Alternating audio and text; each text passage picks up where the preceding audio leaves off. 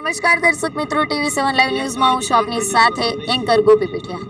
આજ રોજ હનુમાન જયંતિ અને એમાં પણ આપણા રંગીલા રાજકોટમાં અલગ અલગ હનુમાનજીના સ્થળે અલગ અલગ રીતે તેની ઉજવણી કરવામાં આવે છે। ત્યારે આપણા સૌનું એક ફેવરિટ સિરિયલ એટલે તારક મહેતા કા ઉલ્ટા ચશ્મા, જેમાં પણ ગોકુલધામ સોસાયટી આવે છે। તો કંઈક એવી જ ગોકુલધામ સોસાયટી જ્યાં તમામ લોકો સાથે મળી અને અલગ અલગ તહેવારની ઉજવણી કરે છે। ત્યારે આજ રોજ હનુમાનજીની હનુમાન જયંતિ નિમિત્તે પણ આ લોકોએ તેવી જ વ્યવસ્થા રાખી છે। સૌ સાથે મળી અને પ્રસાદ વેચે છે, જમવાની વ્યવસ્થા કરે છે અને ખૂબ મોટા પ્રમાણમાં તૈયારી થાય છે અને તેમાં પણ બધી જ વસ્તુઓ વ્યવસ્થિત અને ચોખ્ખી વપરાય છે એવી આ ગોકુલધામ સોસાયટી। આજ રોજ હનુમાન જયંતિ નિમિત્તે આપણે આવી ગયા છીએ રામાયણી હનુમાનજીના મંદિરે, જ્યાં તેની બાજુની સોસાયટીના લોકો ત્યાં સેવા કાર્ય કરે છે અને દર વર્ષે પ્રસાદીની વ્યવસ્થા પણ કરે છે। તો આપણે તેના જે લોકો આગેવાનો છે ને જે લોકો આ સેવા કાર્ય કરી રહ્યા છે તેની સાથે જ વાતચીત કરીએ। શું નામ આપણું? રમેશભાઈ।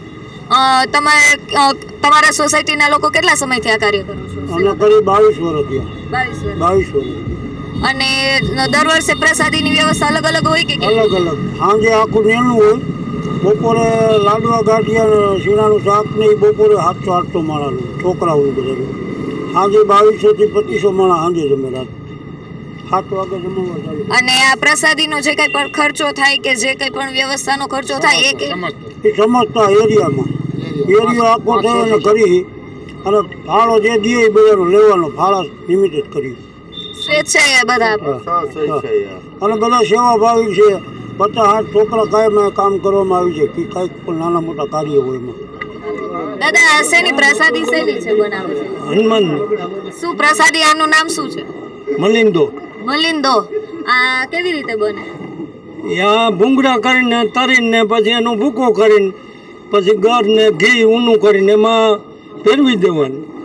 આ પ્રસાદી કેટલા લોકો માટે અત્યારે બનાવે છે? એટલે 2200 માણસ માટે। 2200 માણસ માટે? તો આમાં એટલું બધું ઘી ને બધું?